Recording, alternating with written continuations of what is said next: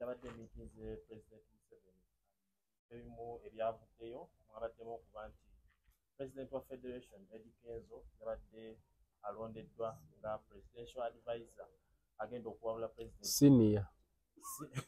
senior presidential advisor agenda okuwabula president mu bintu byonna ebyaba creatives ndowooza tumanyi ebigendamu abayimbi abazanyiikirizi abawandiisi n'abantu abalala abangi ennyo. Ekituleese wano omukulu omulondo omupya senior presidential advisor atunnyonnyole kiki buvunaanyizibwa ki bwe yeetisse mweno doketi empya gye yafunye n'ebintu ebirala bingi nyo bye tulina okusuubira.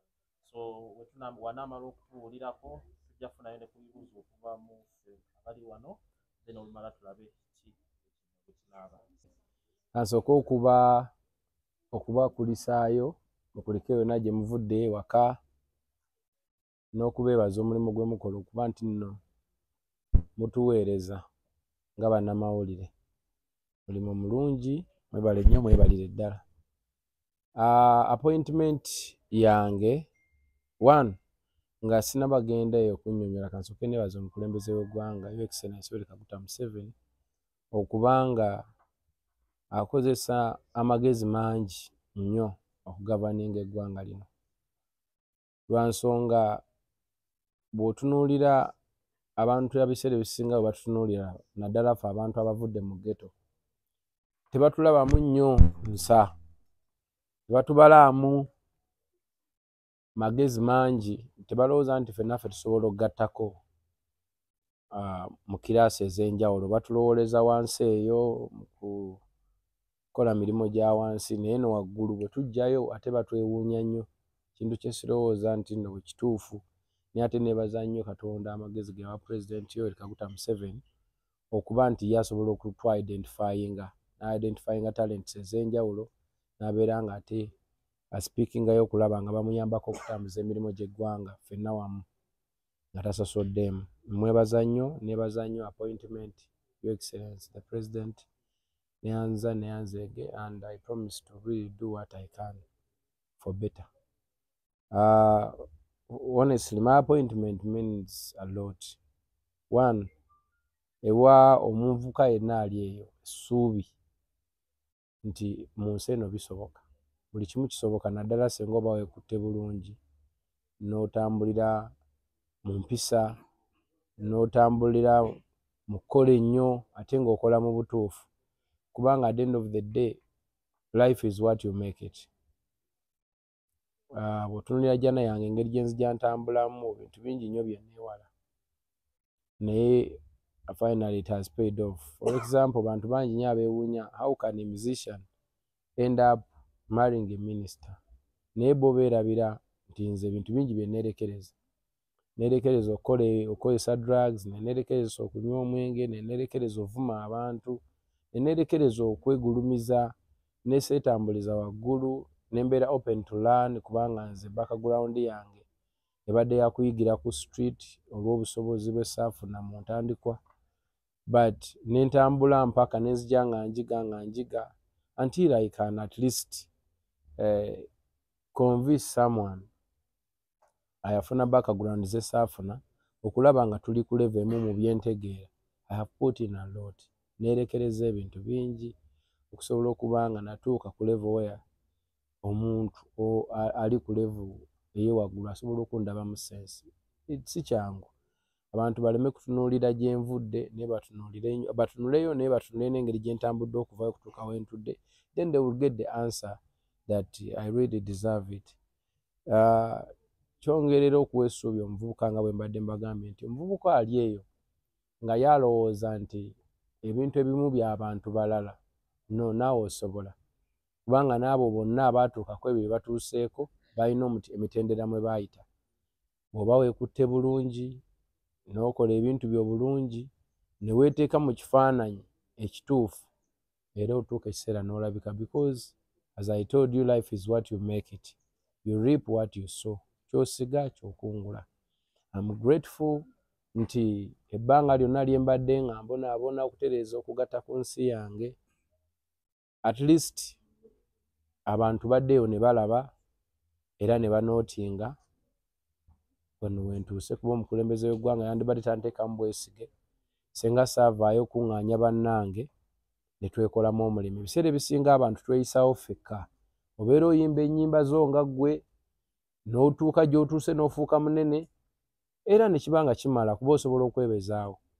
Naye bw'ofissaayo akadde n'oteeka engule zo ku ttaka n'oddayo ku ground ate n'okima ne ku banno ne bakuŋŋaanya ne mwekolamu omulimu ne mwekolamu obukulembeze for the betterment of each and everyone, most especially eggwanga lyonna inclusive.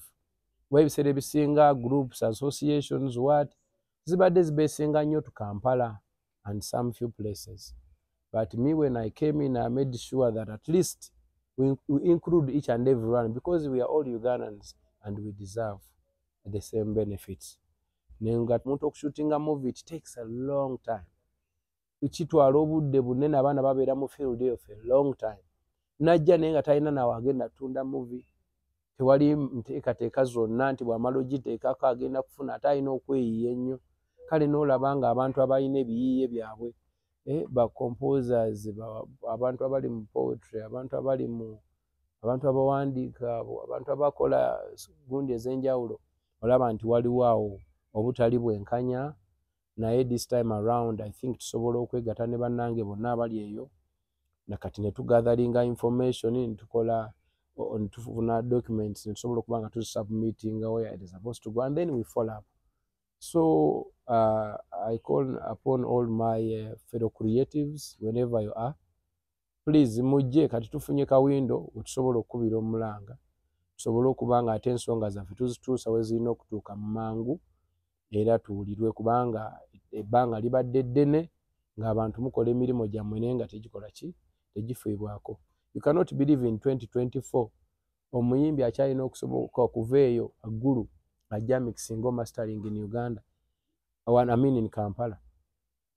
Omuntu abata mu region eyo teri studios nnungi naye nga ate ne waliyo abayiiya bangi, teriyo cameras nnungi naye ng'eriyo abantu bangi, teriyo bintu bingi, teriyo studio nga bwe mbaga studios, bintu bingi ebitali mu regions ezo. Ate nga ne wano e Kampala still we are still lacking a lot. Abantu skilling centers, talent skilling centers, okuyigiriza abantu ebintu bingi. Omuntu ng'ali talented bw'obanga omuyigiriza nti okola ki, n'okimuyigiriza kuvanga muto, n'omuyigiriza bw'ofuna popularity, how do you handle popularity, financial literacy, how do you handle fame, how do you handle stress, how do you handle pressure, how do you handle ebyo byonna byetaaga okuyigiriza abantu baffe tusobole okuba nga tetufuna buzibu bw'abantu bagenda lwanira mu mabaala, kwekuba masasi, kweyasa mitwe, tusobole okuba nga ate tunaffe tutuukako ng'ezo ensi endala bwe zikola ki, bwe ziri. Oba okitegeera. Neebaza nnyo President okuba nga yantaddemu obwesige, neebaza nnyo bannange bonna abali abakkiririza mu unity, abakkiriza nti we can't go nowhere without structures. Kizibu nnyo okutuuka gy'otuuka nga temulina structures. Individuals mutekola. Abayimbi babadde bangi nga mubalaba bagenda ne bamiitinga President ne bamuwaayo akabaasa ate omulala ye n'atafuna. Ono n'abeera ng'ali favored ng'ate omulala tali favored. Kati it is time we pass through structures so that we can all benefit. Like for example, Oweekitiibwa President akkirizibwa okusiima omuntu yenna gw'aba asiimye. Tewali buzibu, he can always do. But it's always better ng'abantu tubamanyiziza nti there is a circle where you can go and borrow and then bring okomyewo ng'omaze okwekulaakulanya. It's better than okubanga abantu basuubira free money. It's better. Naye bw'omanya nti sente ozeewoze ogenda zikozesa ng'olina ka pressure kozizza, through that ojja kulabanga n'okuzaala zizadde. Ne buli bakuweeza obwereere n'ozitwala n'ozikozesa era zijja kuggwawo oddeyo olinde ez'obwereere. Ekyo ekintu kitukonya ate tekiri sustainable. So neebaza President okuba nti kati atandise okulaba nga creative industry agiteekamu amaanyi agagisaana, agiteekamu obusobozi, agiteekamu effort okulaba nti akola nayo atusembeza on table. Kati essaawa yeeno nsaba bannange bonna abali eyo bansupportinge, bampe support, baleete ebirowoozo byabwe, baleete buli omu bajje tukolere wamu, bampabule nange nsobole okuba nga ebirowoozo bye ntwala eri si byange nzekka kinnoomu wabula byaffenna okutwaliza wamu so that we all benefit. Tukyalina issue ya mindset change. abantu batunulira nnyo mu requests osabye kino osabye kiri naye before nga tonnaba kupointinga lugalo zino essatu zitunulawo. Ekibuuzo kiri nti ffe tuteri batereevu, tewaliwo mistakes zonna ze tukola okulaba nti kubanga like for example okuva lwe twatandika ne tutuula wano ne tutandika okwekuŋŋaanya buli omu n'aleeta ebirowoozo bye tusobodde okufuna amagezi mangi agatutuusiza ne we tutuuse. Ebiseera ebisinga bingi abantu bagendanga ewa president abadde nga hosting abayimbi bangi, waliwo Ziddine Munyonyi, waliwo simanyi bagenda tubuulidde tuze nga tubiwulira nali nga sigenderako naye nga tuwulira nti baabedde mu State House bakoze bati naye ng'omuntu ayimusa omukono n'agamba muzeeyi nze nyina enkoko, oli n'ayimusa n'agamba nze na distributinga t-shirt za gundi Nalukolongo n'agamba nti ate kati nze nyina abavubuka b'e mu ghetto oli naye ng'ate tulina ebyokuteeseza industry oba okitegeera. So awo nze ndowooza naffe twakolangamu ensobi so ng'abantu baalinga bwe bamutuuka mu maaso bamulemerako nti copyright muzeeyi okitegeera ne bamugamba nti muzeeyi we are manipulated by the people of Telecos. They are not paying CRBTs well. Our CMO is not working. We have a problem with the policy makers because we pay a lot to hold events. Tusasula NEMA, ne tusasula council, ne tusasula LCs, ne tusasula simanyi biki, and at the end of the day even gundi nejja revenue nayo nesaba 18%. Ate nga tusasudde ne police, ate nga tusasudde, that is double taxation, in fact triple or something. Ebyo nange ensonga tebazikwatako naye nga buli omu ayisawo kitwalayo muki mu maaso. Ebyo ebintu nze ndowooza eyo nsobi bye bimu ku bye tulina okutandikirako. How do we sit down and compose ourselves and we start thinking for the better, both long term and short term and long term plans. Oba okitegeera okusobola okuba nti nno tetweyerulira makubo ffekka wabula tukola amakubo twerula amakubo agagenda okuyamba ffe n'abaana abalijja. We need to work on the system and there is no way we can work on the systems without knowledge. So we are going to start with the mindset change programs ngaffe tusooke tumanye what do we have to do okutuuka n'okufuna bye tulina okufuna.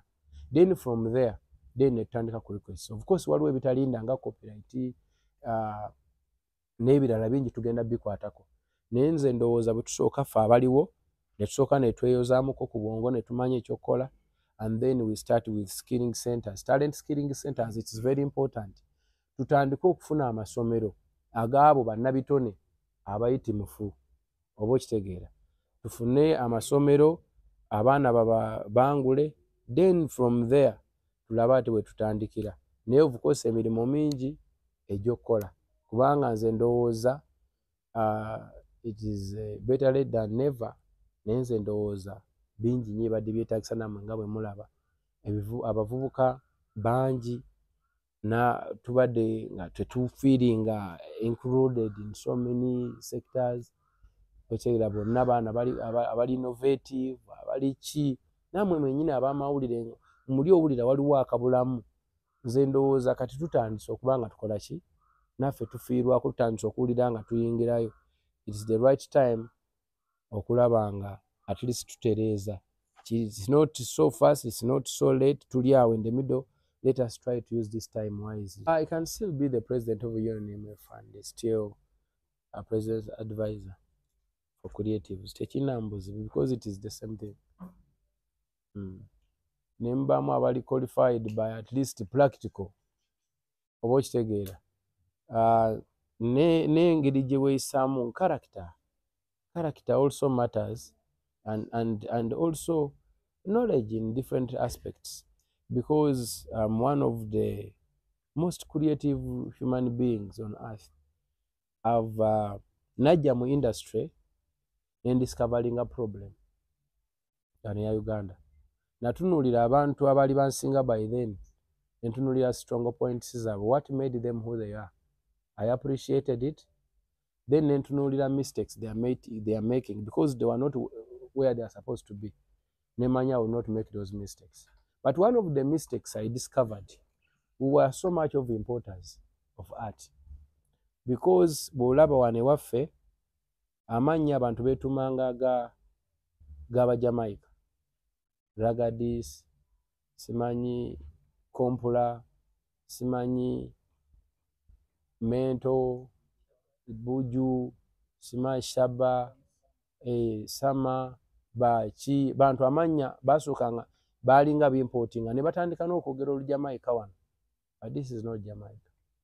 However much sijja kigamba nti kibi kuba kyabayamba, and we always have to at least be inspired, naye that was not our culture.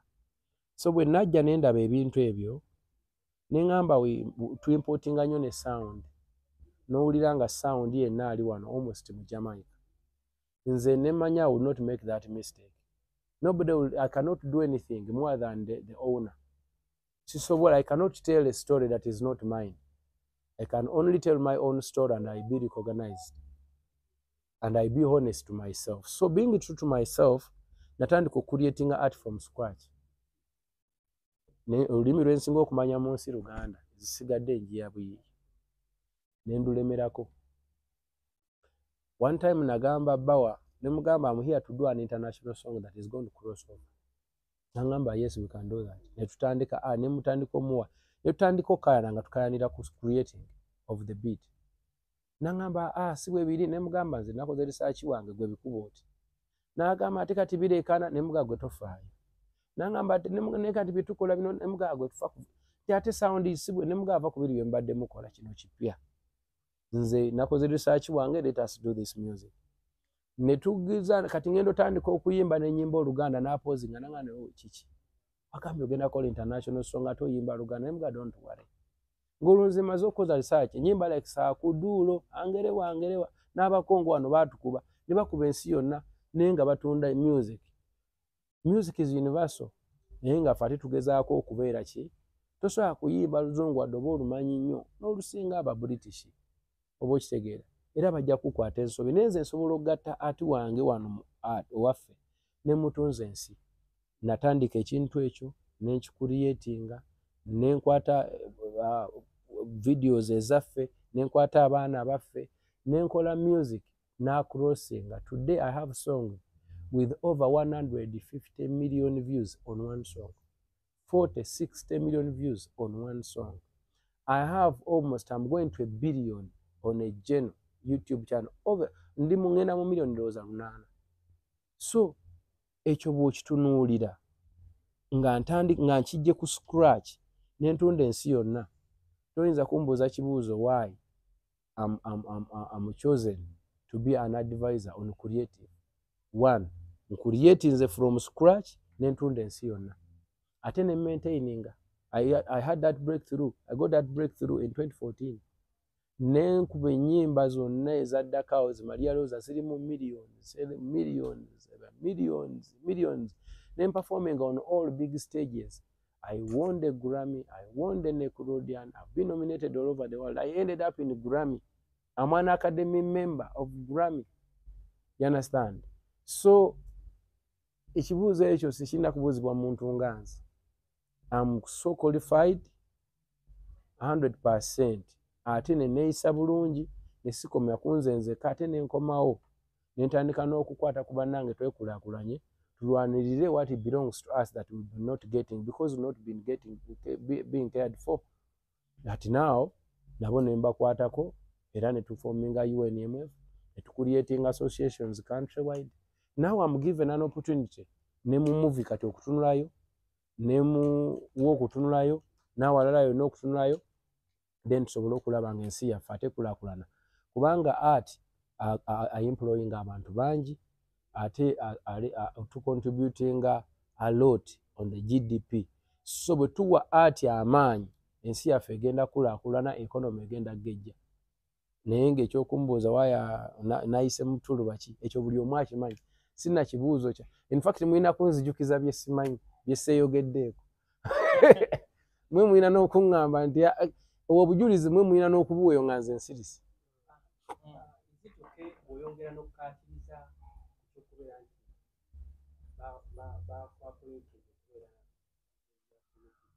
n'oyongera okubanga okukinyonnyola kubanga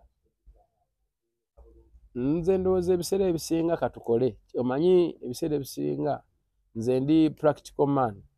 I learned on the street. So many people are learned by balala bali learnt mu bintu bya njawulo naye nze nasomesebwa street and the street people we are more of practical kansooke ntandika emirimu gyange people will know whether I deserve it or not. She's the one in charge and we'll be letting you know ebisigadde bya debate so far. Tusobola otandikirawo kubanga omukulembeze bw'aba yasazeewo then we have to start ebisigadde binaatusangayo.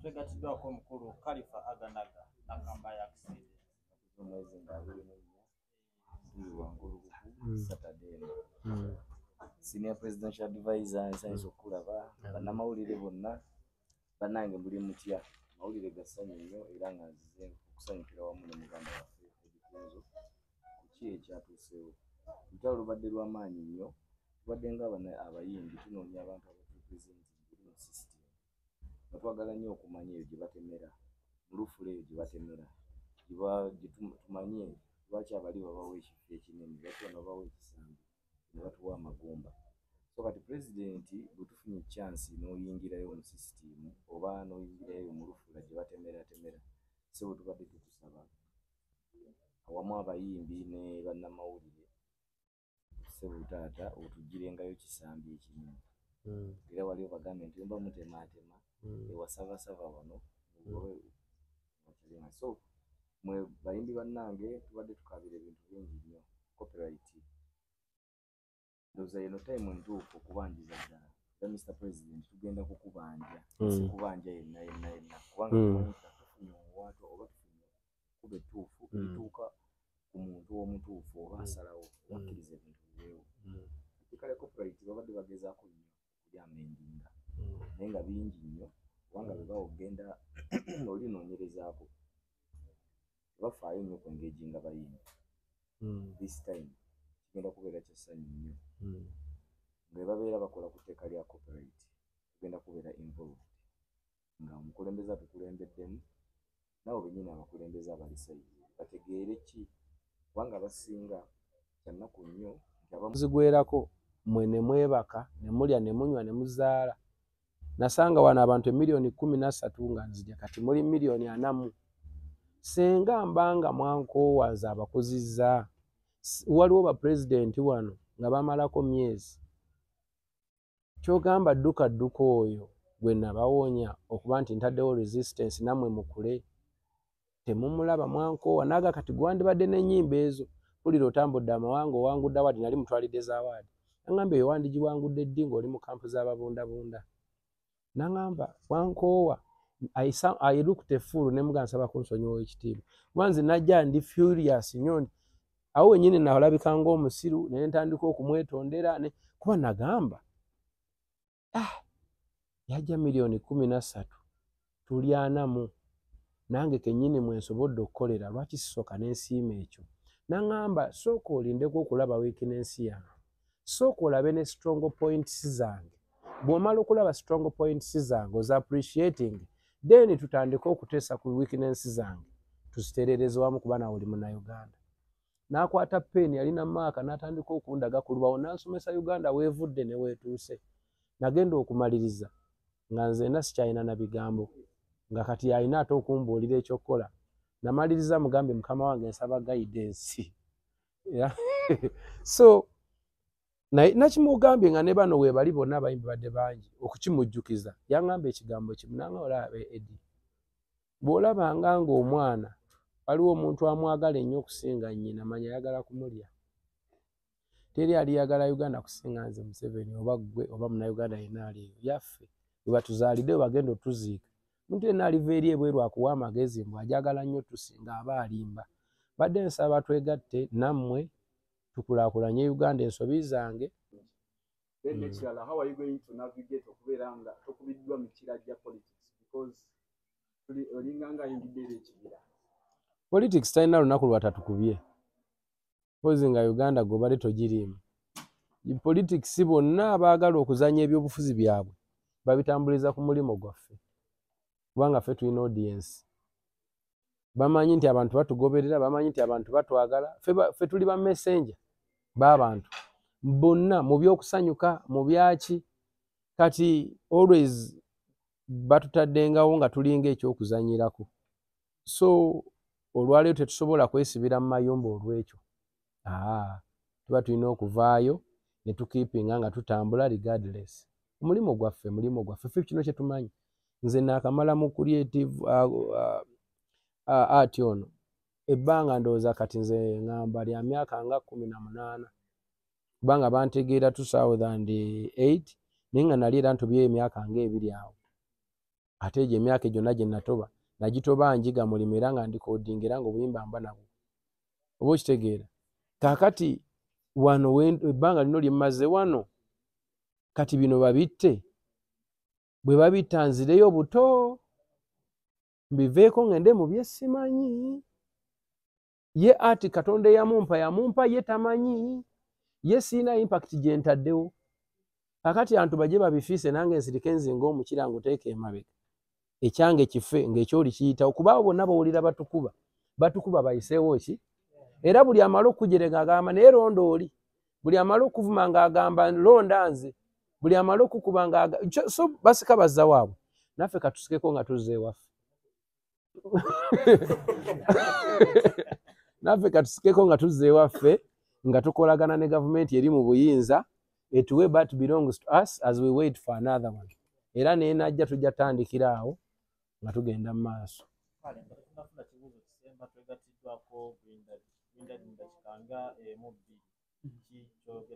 omuganda agamba mu buufuufu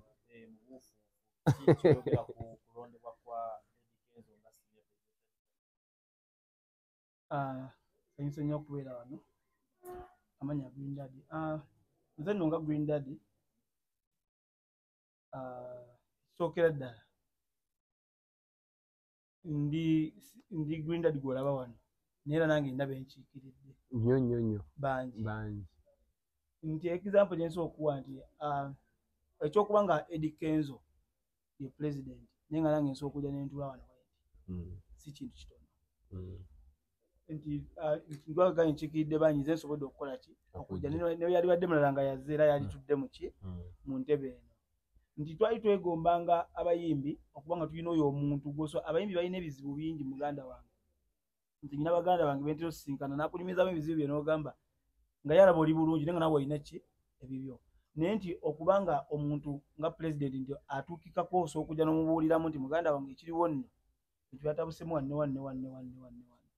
nti waba omuntu gwe tumanyi gwe tusobola otutuukirako tubuulira ebizibu byaffe ali mu kusukkulumizibwa kituwa essuubi nti bintu byakutereera mu bunnambiro omuntu gwe tukola ki gwe tumanyi ng'ate nga bwegambye nti atuukikako kuba bangi batuuseeko abamu tebatuukana ku level kwali naye ng'era tebatuukikako naye nga tebasobola kutuukako ku level kwakola ki kwali naye ng'era bedistance ng'olaba nti oba olina kyomugamba olina okwetooloola booti naye nga bwegambye ne yali badde muyimbi mulala yenna oba yakayimba oluyimba lumu ng'abadde atuuse wano abadde akyefuna omukisa ogujja wano aliko kyagambibwa nga nti nze ndi musanyufu nnyo nti omuntu yennyini agwanidde ebifo yali mu kuweebwa ebifo ebyo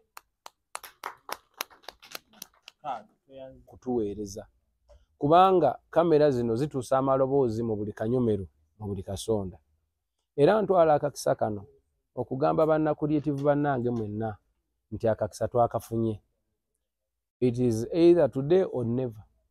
Mujje tutereeze buli kimu kyonna ekyalema buli omu leeta ebirowoozo byo jangu ompe experience kuba kati nze nsinga kumanya nnyo byakuyimba oba okitegeera kati naawe amanyi by'obutabo amanyi mu bya movie amanyi mu byakatemba amanyi mu byakigwe jangu tutuule tulabe nga tukola ki tufuna okumanya okwo tugatte ebirowoozo emiranga gyaffe giwulirwe tulabe nga tufuna mbiyiye byaffe mwenna mbayita nga nkozesa kamera zino oba bannamawulire bakwano gyaffe bana batuli mu maaso information bagenda gibatuusaako mujje buli alina idea yo nze ndi muntu atuukikako Green Daddy muwulidde eseeraga namwe mwennyini mukimanyi bannamawulire nze munkubira nkwata kubanga neetaaga abantu at the end of the day bino bye tulimu byonna bijjako era ku makya nga tebiriiwo naye ate abantu bo balibeerawo gwe ne bw'oliba toliiwo Victor ojja kuzaala omwana alabe ekifaananyi kyo ng'oli ne Uncle Kenzo ampite uncle eyo nange mba mmufunye oluusi alibeera mukwano gw'omwana wange, oba oluusi mujja kumbeererawo mu masanyu, oluusi ate ne munaku. Kitegeeza nze am open to friendship, am open to everyone. Siina ebyo byonna Myamu, Edrisa Musuza, Eddie Kenzo, bino byonna Mukama byatuwa, atuwa buvunaanyizibwa ku serving, it is a service. Tekitegeeza Bwakabaka okubeera